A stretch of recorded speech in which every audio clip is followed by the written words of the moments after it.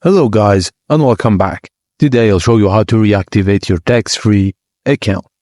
Since the reopening cannot be done directly through the app, you need to contact Textfree's customer support team. When contacting them, make sure to include your Textfree number and the email address you used for registration, because the email address you used when signing up for Textfree is important for them to verify you. Now, all you have to do is wait for instance. The Textfree support team will review your request and assist you with your reopening your account.